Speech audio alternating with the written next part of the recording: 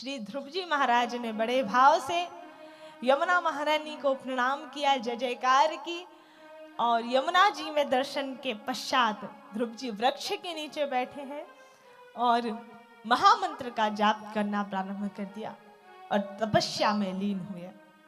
5 वर्ष की आयु के छोटे से बालक भगवान की दिव्य तपस्या करते हैं, और कोई साधारण तपस्या नहीं साहब, बड़ी अत्यंत कठोर तपस्या की है।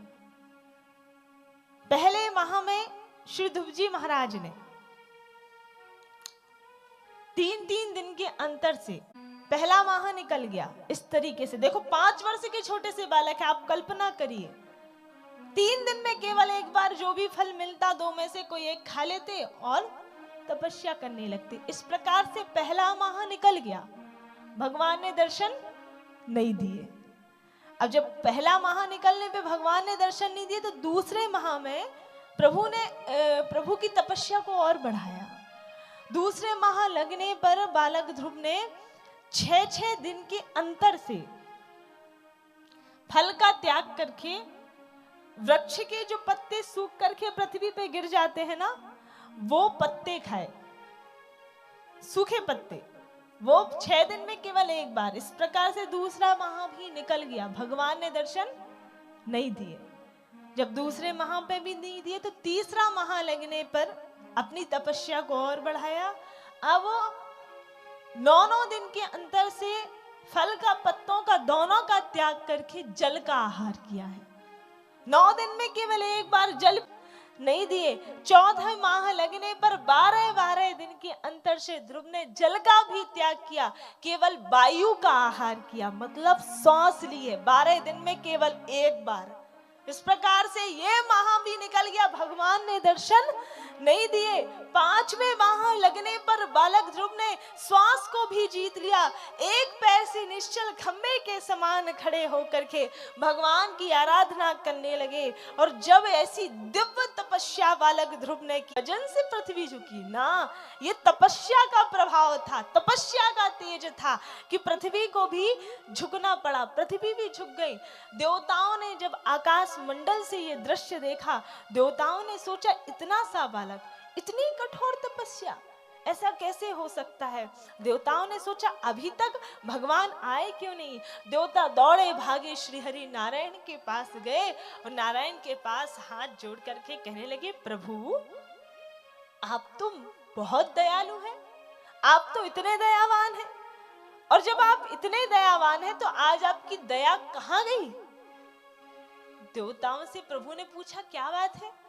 कहा बात यह है प्रभु कि आप सबके ऊपर तो दया करते हैं, लेकिन आज आप में थोड़ी असमानता दिख गई। कहा कैसी असमानता। कहा एक छोटा सा बालक आपकी इतने महा से तपस्या कर रहा है, आपको उसके ऊपर दया नहीं आ रही, आप क्यों उसके पास नहीं जा रहे। जरा ध्यान से देखिए तो सही, इतनी कठोर तपस्या, इतनी सी अवस्था में इतनी दिव्य तपस्या, आप उसके पास क्यों नहीं जानते।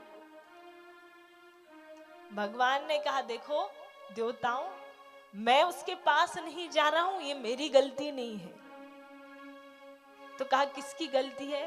कहा सारी गलती नारद जी की है। नारद जी ने कहा हमने क्या किया प्रभु। कहा आपने क्या नहीं किया। कहा मतलब।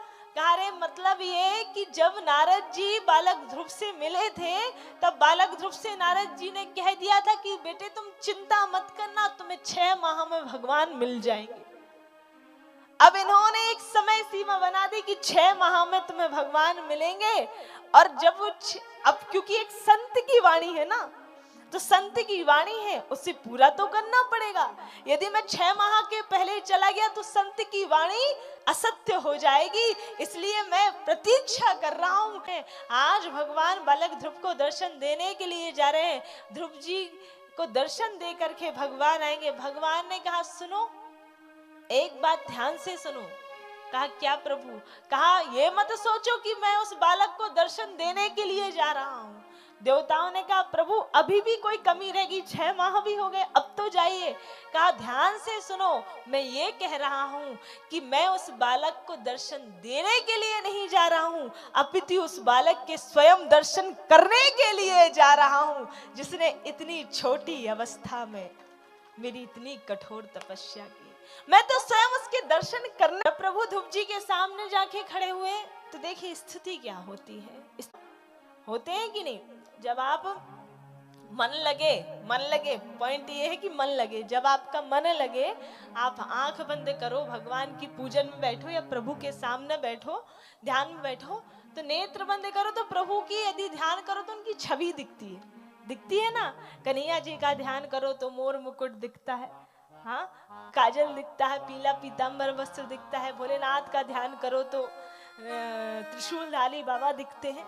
जिसका भी आप ध्यान करो उनका स्वरूप दिखता है जब भाव से पूजन हो। तो वो एक लाइन वो हमेशा, शायद वो एक गाने की है लेकिन है एक, वो क्या, तुम्हें दिल में बसा के अपने, अच्छा वो याद आ जाती है। पता जैसे एक गोपी भगवान श्री कृष्ण के लिए गा रही हो, अब हमें नहीं पता वो किसके लिए गाया गया, हमें ध्यान भी नहीं, पर ये एक लाइन बड़ी अच्छी है, तुम्हें दिल में बसा के अपने कर लूंगी मैं बंद आंखें, पूजा करूंगी तेरी, होके रहूंगी तेरी। वो ध्यान में, जब आप ध्यान में रहो ना और भगवान के स्वरूप को देखो, भगवान का एक एक अंग प्रत्यंग दिखता।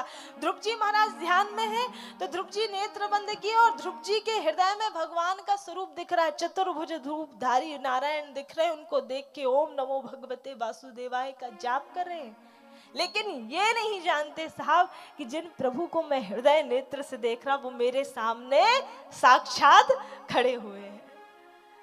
अब अपने ध्यान में मग्न है, नेत्र बंद किए हुए, भगवान सोच रहे हैं अब नेत्र खोलें, अब नेत्र खोलें, अब नेत्र खोलें। ध्रुव जी नेत्र नहीं खोलते, वो तो अपनी मस्ती में मग्न। अब प्रभु ने सोचा ऐसा तो हम खड़े रहेंगे तो लगता सालों खड़े रहना पड़ेगा, कुछ ना कुछ तो करना पड़ेगा। और भगवान ने अपनी माया फैलाई, और जैसे ही भगवान ने माया फैलाई तो माया के द्वारा ध्रुव जी के हृदय में भगवान का जो दिव्य स्वरूप दिख रहा था, प्रभु ने उस स्वरूप को अंतर ध्यान कर दिया, गायब कर दिया। और जैसे ही वो स्वरूप अंतर ध्यान हुआ, गायब हुआ, ध्रुव जी घबरा गए, मेरे प्रभु कहाँ गए। तुरंत ध्रुव जी ने नेत्र खोले, अरे मेरे भगवान कहाँ गए, मेरे भगवान कहाँ गए। इधर उधर देखा और जैसे ही सामने देखा तो जिस रूप में हृदय से जिस रूप का दर्शन कर रहे थे, ठीक उसी रूप में चतुर्भुज रूपधारी भगवान श्री हरि नारायण खड़े हुए हैं। बोलिए भक्त वत्सल भगवान की जय। भक्त वत्सल भगवान खड़े हुए चतुर्भुज रूप धारण करके, जिस स्थिति में ध्रुव जी दर्शन करना चाहते थे ना, जिस स्वरूप में, क्योंकि जाकी रही भावना जैसी प्रभु मूरत देखी ते तैसी, जिस स्वरूप में परमात्मा का दर्शन करना चाहते थे उसी रूप में भगवान खड़े हुए थे। अब जैसे ही 5 वर्ष के बालक के सामने भगवान खड़े हों, आप कल्पना करिए उसकी क्या हालत होगी। ध्रुव जी ने तपस्या तो कर ली, नारायण खड़े हुए हैं, ध्रुव जी बोलना बहुत कुछ चाहते हैं लेकिन बोल नहीं पा रहे, चुपचाप हाथ जोड़ के बैठे हुए हैं, सोच रहे हैं कि मैं तो अज्ञानी बालक हूं, पढ़ा लिखा तो हूं नहीं। हाँ, आजकल के टाइम पे 5 साल में 3 साल में स्कूल जाते, उस टाइम पे तो बहुत टाइम बाद ही जाते थे। पढ़ा लिखा भी नहीं हूँ, अज्ञानी बालक हूँ, और मेरे पास इतना ज्ञान भी नहीं कि मैं कुछ बोल पाऊं। पता चला उल्टा सीधा मुंह से निकल गया तो बड़ी मुश्किल से तुम आए हैं। हाँ, नाराज होके चले गए तो ठीक से दर्शन भी नहीं कर पाएंगे, इसलिए चुपचाप बैठे हुए दर्शन कर रहे हैं कि दर्शन तो कर लेने दो, उसके बाद कुछ बोलूंगा। भगवान समझ गए कि ध्रुव जी के मन का भाव क्या है, इसलिए प्रभु ने क्या किया, अपना शंख निकाला।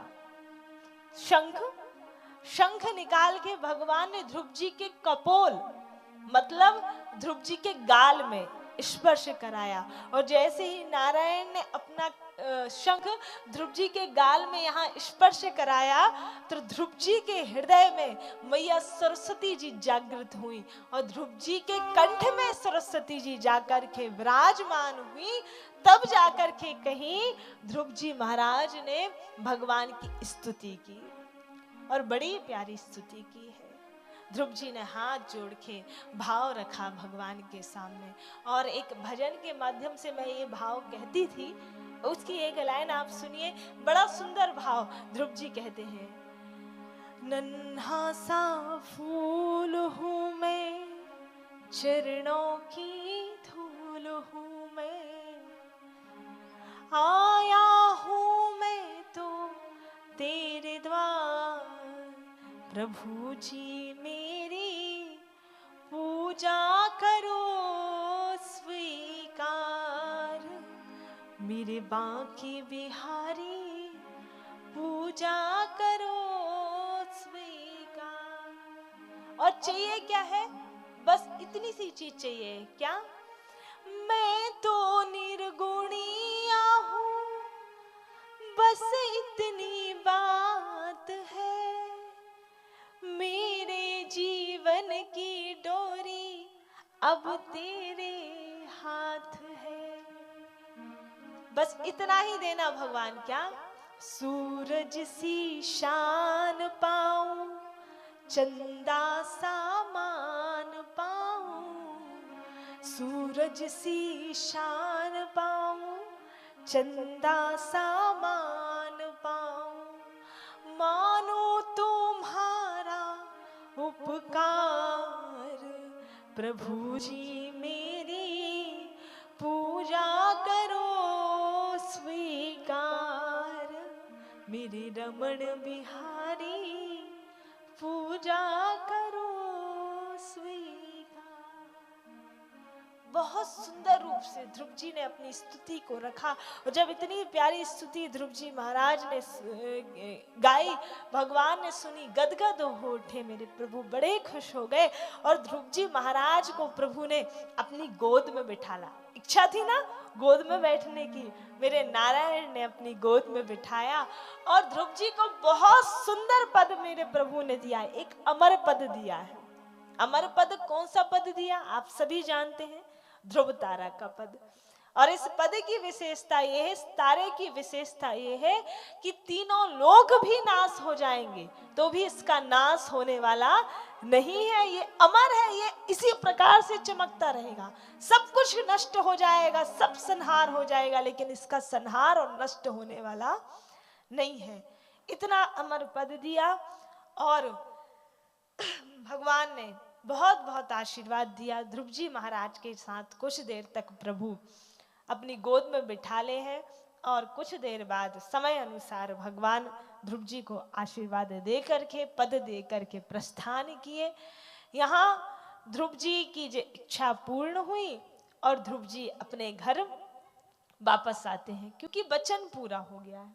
और जब वचन पूरा हुआ तो वचन अनुसार अब अपनी माँ के पास जाते हैं, वापस आते हैं महल की ओर।